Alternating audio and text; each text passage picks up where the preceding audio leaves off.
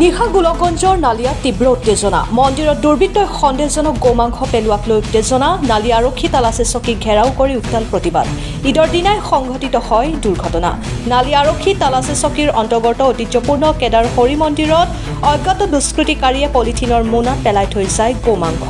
নিশা 9 বজাত স্থানীয় ৰাইজে প্ৰত্যক্ষ কৰাত সোৱাদোৱা লাগে ক্ষুব্ধ ৰাইজ নিশাতে ওলাই আহে সমদল কৰি আহি আৰক্ষী চকীক ঘেৰাও কৰে গো হত্যা বন্ধ কৰক দোষীক শীঘ্ৰেই শাস্তি দিয়ক অবৈধ বাংলাদেশী হুঁচিয়াৰ বাংলাদেশী বিতৰণ কৰক জয় শ্ৰীৰাম আদি ধ্বনিৰে পৰিৱেশ উত্তাল কৰে ঘটনাস্থলীত গোলকগঞ্জ থানাৰ ভাৰপ্ৰাপ্ত বিষয়া সমল জিলা আৰক্ষী অধীক্ষক কৰবী বনিয়া আদি উপস্থিত হৈ পৰিস্থিতি নিয়ন্ত্ৰণ কৰে ইপিনে 24 ঘণ্টাৰ ভিতৰত দোষীক কৰায়ত্ব কৰিব নোৱাৰিলে তীব্ৰ আন্দোলন গঢ়ি তোলাৰ ভাবুকি দিয়ে আগমনিৰ পৰা বিজু ৰয়ৰ ৰিপৰ্ট অৰুণোদয় আছাম আজি যেটো ঘটনা ঘটিত গোলকগঞ্জ থানার অন্তর্গত বাংলাদেশ সীমান্ত এলাকার কেদার হরি মন্দির আজি সন্ধিয়া আজি যেহেতু মুসলিম মানুহৰ ঈদ গতিকে আজি এই ঈদৰ দিনা গৰুৰ মাংস এই মন্দিৰৰ চৌহদত ৰাখি থৈছে তো এইটো বহুত নিন্দনীয় ঘটনা যি ঘটনা ইয়াৰ আগতে কাহানি হোৱা নাই আৰু এই কেদাৰ যে হৰি মন্দিৰ আছে এই হৰি মন্দিৰখন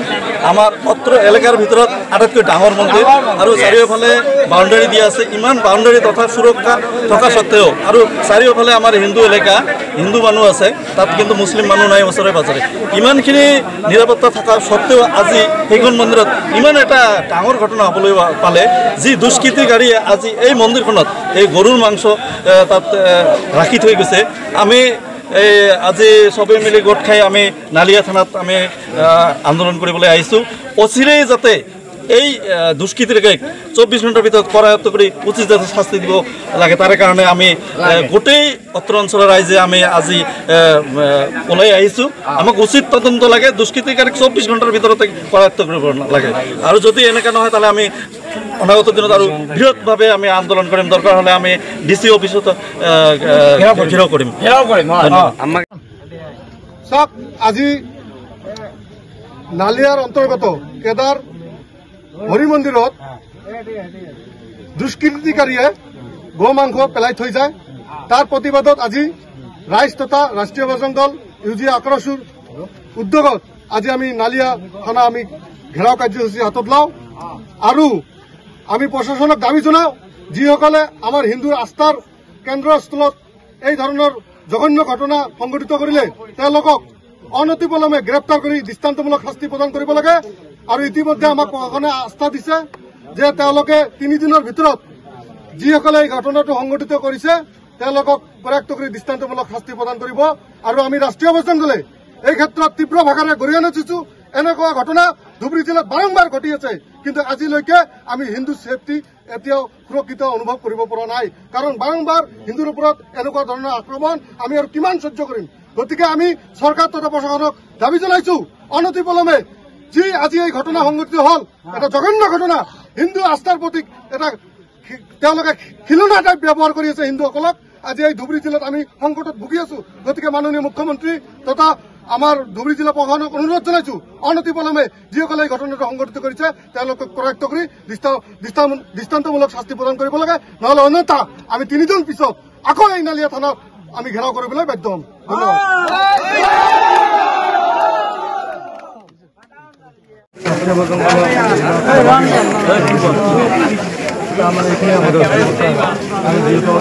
এই অঞ্চলত ৰাইজে উপস্থিত আহিছে যিহেতু অনাকাংক্ষিত এটা ঘটনা সংঘটিত কাৰণ সকলোৰে আবেগ অনুভূতিৰ আঘাত আনিছে যাৰ কাৰণে আজি ৰাইজ স্বতঃস্ফূৰ্তভাৱে আহি এই যিটো ঘটনা সংঘটিত হ'লে আমাৰ মন্দিৰত বা ৰাস্তাৰ যি পবিত্ৰ স্থলী আছিল তাতে গো মাংস পেলাই দিয়ে আজি তাৰ পৰিপ্ৰেক্ষিতত আজি নালিয়া থানাৰ সন্মুখত ৰাইজে প্ৰতিবাদ কৰিলে আপোনালোক উপস্থিত আছে আমাৰ খালি এটাই মানে আপোনালোকৰ পৰা অনুৰোধ যে যোনে এই ঘটনাটো সংঘটিত কৰিছে তেখেতক অনতিপলমে কৰায়ত্ব কৰি দৃষ্টান্তমূলক শাস্তি প্ৰদান কৰিব লাগে যাতে এই আত্ম অঞ্চলৰ ৰাইজৰ শান্তি সম্প্ৰীতি মানে সম্পূৰ্ণৰূপে যাতে বজাই থাকে কোনো ধৰণৰ যাতে গোষ্ঠী সংঘৰ্ষ নালাগে যেহেতু আজি এই দিনটোত অন্য ধৰ্মৰ এটা অনুষ্ঠান কিন্তু তাৰ লগতে আমাৰ যেহেতু হিন্দু ধৰ্মাৱলম্বী লোক বসবাস কৰে ইয়াতে আৰু যিহেতু এটা চেঞ্চিটিভ এৰিয়া তাৰ প্ৰতি লক্ষ্য ৰাখি আমাক আপোনালোকে এটা আস্থা দিব লাগিব যে অনতিপলমে যোনে ঘটনাটো সংঘটিত কৰিছে তেওঁলোকক পৰাক্তমে দৃষ্টান্তমূলক শাস্তি প্ৰদান কৰিব লাগিব যিমান সোনকালে সেইখিনি আমাৰ কথা। আপোনালোকৰ যিটো কমপ্লেইনটো আছিলে আমাৰ জিলা প্ৰশাসনে স্পেচিয়েলি পুলিচ প্ৰশাসনে বহুত গুৰুত্ব সহকাৰে লৈছে। মই আপোনালোকে চিনি নাপাবও পাৰে মই ডিষ্ট্ৰিক্ট SP ইনচাৰ্জ গোলকগঞ্জৰ আৰু SP ছাৰৰ নজৰত এইটো কথা আছে আৰু বহুত চিৰিয়াছলি বস্তুটো লোৱা হৈছে আৰু এইটো ইনভেষ্টিগেশ্যন কৰিবৰ কাৰণে আপোনালোকে আমাক লিখিতভাৱে দিছে এতিয়া দিব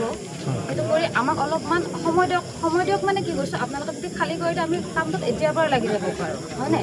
কিন্তু আপোনালোকৰ পৰা সেইখিনি আমি সহায় বিচাৰিছোঁ। তো আপোনালোকে যদি ভিৰ ভাৰ কৰি থাকে আমাৰ মানুহখিনি ইয়াতে এংগেজ হৈ থাকিব। আমাক নিয়াৰিকৈ FIR এখন ৰেজিষ্টাৰ কৰি তাৰ কৰিবলগীয়া আছে আমাক কৰিবলৈ আপোনালোকে সুবিধাটো কৰিব ঠিক আছে। কি কৰা যায় কি কম তোমাৰ মানে বাইদেউ কৈ আছে যে অল্প এমাত্র সময় দেওয়া লাগবে। এলা যদি আমরা রাতে ভিড় করে থাকি তাহলে তো ইনভেস্টিগেশনত যাবার না পাবে, যাবার না পারলে তো কেমনি তদন্ত করবে।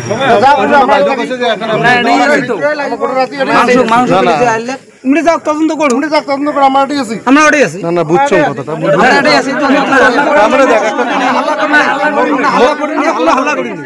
না না থানা দেখান যদি মানুষ বসবাস দেখ থানার একটা পরিবেশ আছে কথা বুঝি নাই আমার তো আবেগত লাগছে আমরা বুঝি পাং কথাটা বুঝেন নাই। তো এলা যদি তদন্ত করে যদি মানুষটাকে যদি না ধরে আমাকে আশ্বাস দিছে যে আমরা তদন্ত করি মানে যত সোনকালে হয় মানে ধরি আমরা শাস্তি দিবে। এলা কাই করছে না করছে তুইও না জানিস মুও না জানো এলা তো ধরা তো লাগবে না এমার তো চান্স তো দেওয়া লাগবে না প্রশাসনক।